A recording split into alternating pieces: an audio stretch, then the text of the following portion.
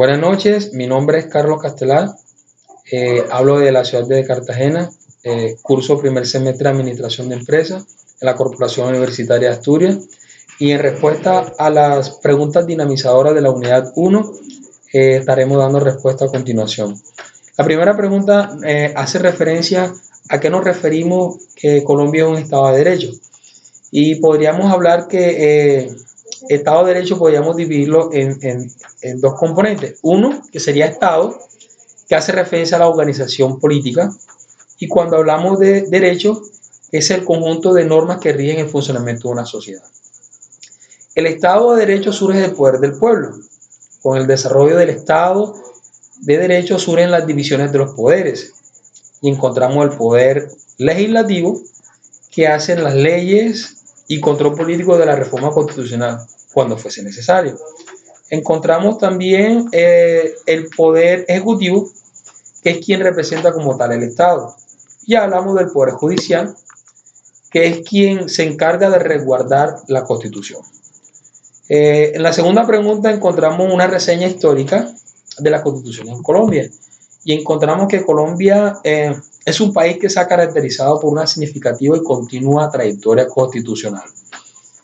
La Constitución Federalista de 1811 hace referencia a que entre el periodo de 1809 y 1830 no había una identidad inconstitucional dentro de este territorio colombiano, puesto que era una marcada divergencia normativa de la Gran Colombia. Era innegable que nuestro territorio, los dirigentes se encontraban ante incertidumbres y dispersidad constitucional, lo cual puede comprobar ver que en 1811 pues expedía la Constitución del Estado Libre del Socorro y la Constitución de la provincia de Cundinamarca. Encontramos también la Constitución de 1830, que Colombia es un Estado que creó una nueva Constitución que resultó ser ineficaz ante la separación de Venezuela y Ecuador, y de este modo se tuvo que rediseñar una nueva norma constitucional que se ajustara al territorio y a las necesidades colombianas. Encontramos la Constitución de Nueva Granada de 1832. Nos encontramos bajo el régimen político presidencialista. El Congreso de la Nueva Granada nombró como presidente a Francisco de Paula Santander y como vicepresidente a Ignacio Márquez. Se le otorgó mayor poder y representación a las provincias, mientras que el nombre que recibió el país fue Estado de Nueva Granada, nombre que conservó hasta la expedición de la Constitución de 1853. También encontramos la Constitución de la Nueva Granada centralista de 1843, y encontramos que había un clima de guerra civil, y entonces se eligió como presidente a Colombia a Pedro Alcántara Herrán, quien después de la concluida de la guerra elaboró una nueva constitución a la que se fortaleció el poder presidencial. Con la excusa de mantener el orden en todo el territorio nacional, se ejecutó una reforma educativa, y el conservatismo impuso su autoritarismo y centralismo en todo el territorio nacional. También encontramos la Constitución Federalista de 1853, esta constitución constitucionalista liberal en la que se implementó el federalismo. En este material social, esta nueva normativa eliminó la esclavitud y extendió el sufragio a todos los hombres, impulsando el voto popular directo, y una separación de la Iglesia y el Estado. También encontramos la Constitución de Confederación Granadina de 1858, legalizada por el conservador Mariano Ospina Rodríguez, manteniendo la idea del sistema federalista que se venía imponiendo en el país. Esta constitución permitía que cada estado fuera libre de imponer su propia ley y elegir su presidente, de modo que el Estado central interviniera solo en problemas de orden público, legislación penal, moneda y relaciones exteriores. Encontramos también la Constitución de Río Negro de 1863.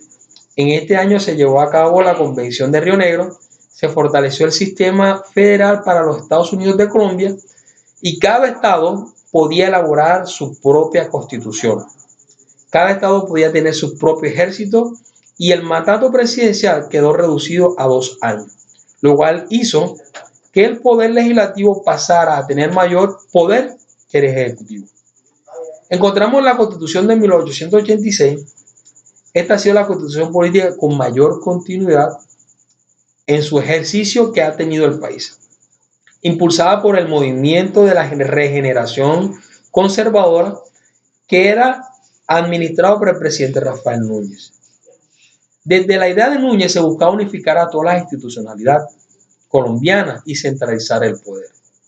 Los Estados Unidos de Colombia y su sistema federal son transformados a la República de Colombia, en lo cual los estados pasaron a llamarse departamentos y a ser controlados por estados centralistas.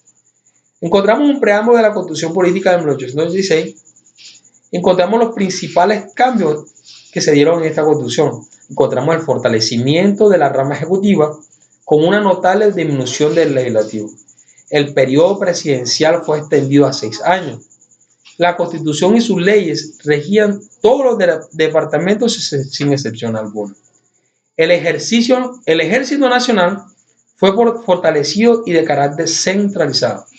La religión católica se convirtió en un elemento esencial en el Estado, encargándose de velar por la educación del país.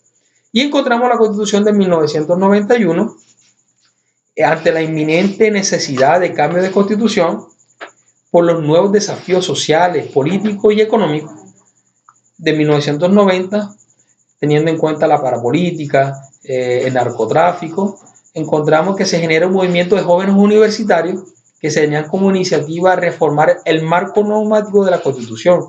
Es aquí donde se da la séptima papeleta. Se crea la Asamblea General Constituyente que hizo posible la redacción de 1991. Encontramos que varios partidos políticos hicieron parte de esta redacción, hicieron parte de este diseño, y encontramos que el M19 hizo parte de esta elaboración, el Partido Conservador, encontramos que el Partido Liberal, y la Constitución Política de 1991 reconoce a Colombia como un Estado social de derecho. En respuesta a la tercera pregunta, ¿en qué importancia de la asignatura en esta carrera? Podríamos mirar que como colombianos que somos, como estudiantes que somos, vemos que requerimos de herramientas necesarias para poder canalizar las oportunidades y las ayudas que como ciudadanos merecemos. Entonces, creo que es muy importante que nosotros podamos manejar estos temas para poder canalizar las ayudas que requerimos a nuestra nación. Muchas gracias.